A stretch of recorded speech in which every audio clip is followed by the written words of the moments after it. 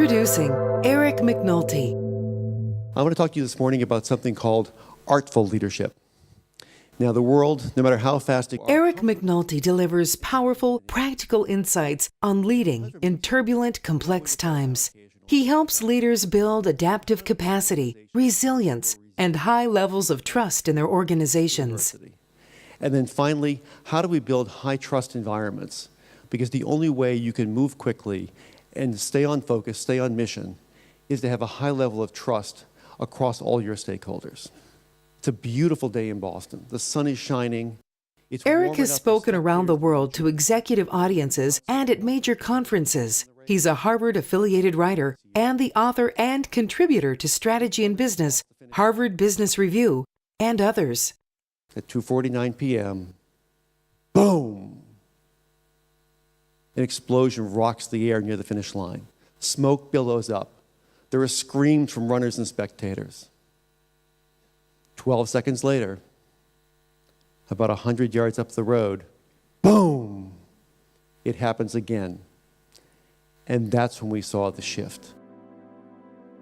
One runner crossed the finish line and without breaking stride, ran another 1.5 miles to a hospital to give blood.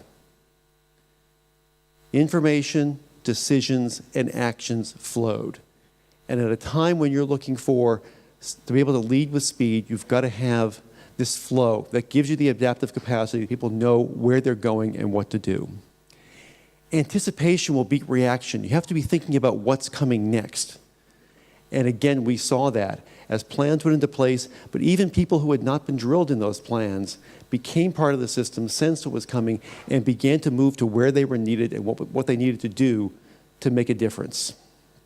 Over 22 minutes, 264 people were evacuated from the scene, distributed relatively evenly across all the hospitals across Boston, so no one hospital was overwhelmed. Protocols were bent, a few were broken to make this happen, to make it happen fast. All of the wounded survived, and that was an amazing occurrence. This was about resilience. As I mentioned earlier, I define resilience as bouncing forward. Balls bounce back, people have to move forward.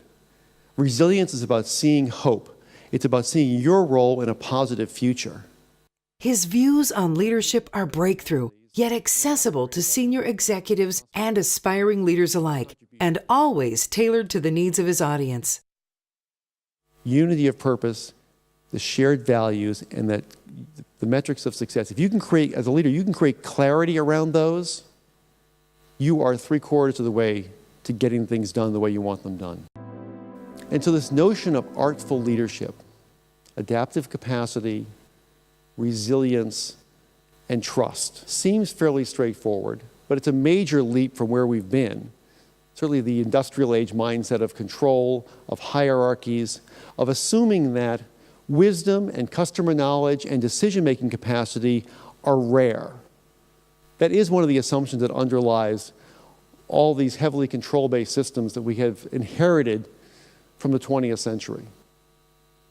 Instead, you need to turn that around and realize that when you are optimized for flow, when people have the right information when and where they need it, wisdom and customer knowledge, decision-making capacity, the ability to solve problems, those are abundant.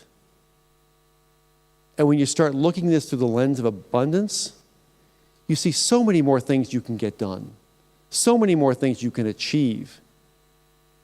The potential is enormous, and we're just beginning to get there.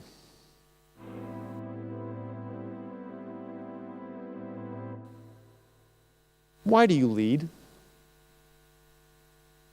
What's the enduring impact you want to make on the world? I ask this question every time I interview someone in a leadership position. Rarely do they say, I lead because I want to make next quarter's numbers. Or I lead because I want to get that next feature out on time. No. People lead, and I assume you lead when you step forward, because there's change you see needs to happen, and you think you can help make it happen. Because there's a way that you can make the world a better place. That you can contribute in a significant way through your work and through your life to solving some of the big complex VUCA problems out there.